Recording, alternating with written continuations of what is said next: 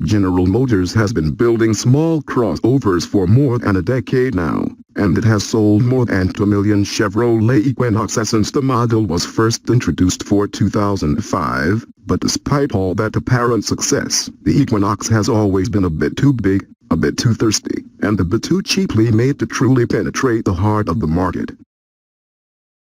Where the BESTSELLINGHONDACRV, Toyota RAV4, Nissan Rogue, and Ford Escape reside, with the all-new, third-generation Equinox, GM finally seems to have figured out what matters in this contentious segment: fully modern and right-sized rather than oversized. This redesigned 2018 Equinox strikes us as the first Chevy crossover that could truly make inroads against the segment leaders. It starts with the new Equinox smaller and lighter body. Compared with its predecessor, the 2018 model's wheelbase is 5.2 inches shorter, its length shrinks by 4.7 inches, and its curb weight is reduced by a claimed 400 pounds, whereas the outgoing, second-generation Equinox shared much of its underpinnings with the original model dating all the way back to 2005. This one truly is capital and new throughout, with significantly higher torsional rigidity than before.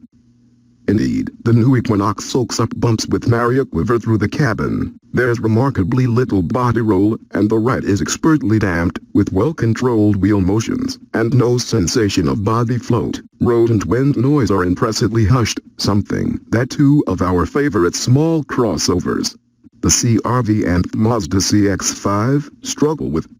Combine the Equinox overall sense of solidity with its nicely weighted, accurate steering and firm, progressive brake pedal, and it adds up to impressive dynamic capabilities.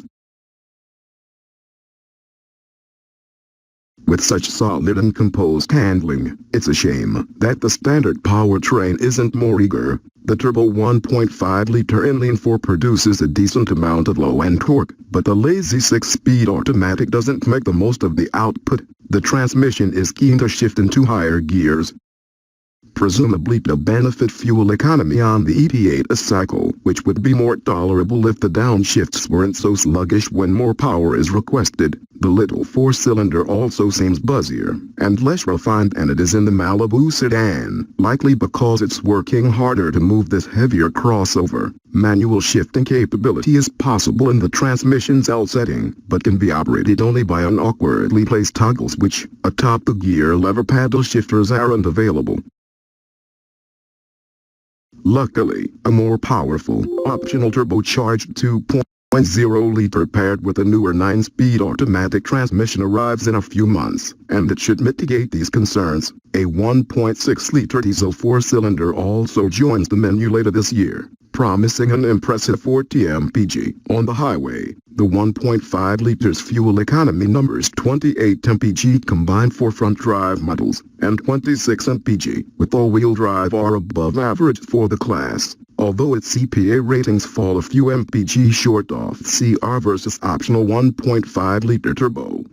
Engine stop-start, a fuel-saving feature found in few competitors, is standard on the Equinox, and it's among the smoothest and least obtrusive of these systems we've sampled. A good thing, considering the only way to turn it off is to move the shifter to the L position.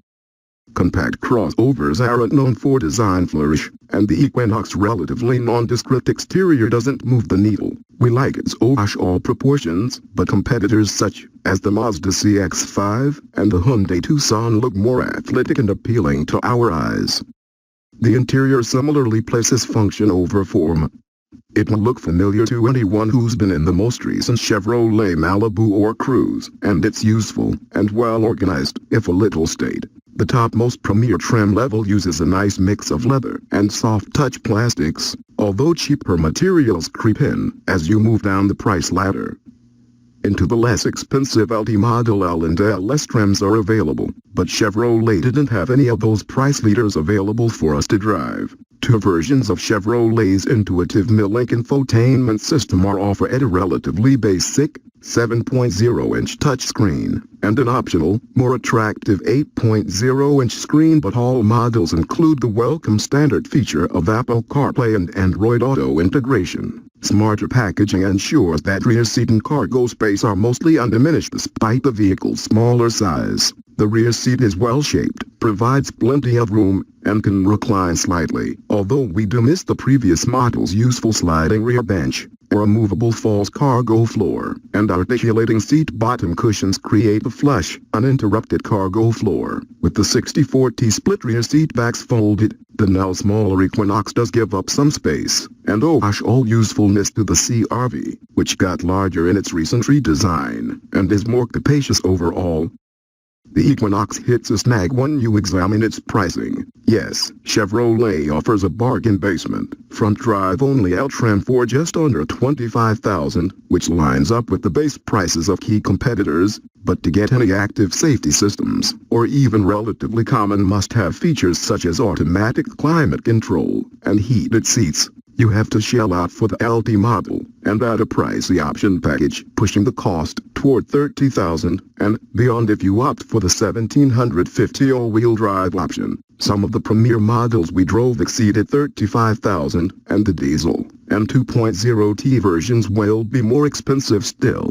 Perhaps most important, equivalently equipped CR Versus and CX-5s are thousands less, so unless Chevrolet is planning to offer heavy incentives from the get-go, the Equinox value equation looks weak. Given the less than stellar previous Equinox models, Chevrolet will face an uphill battle convincing Toyota, Honda, and Ford faithful to join the bowtie fold, especially if they have to pay more for the Chevy. But the new Equinox represents such a big step forward relative to its predecessors that it's certainly worth those buyers giving it a look.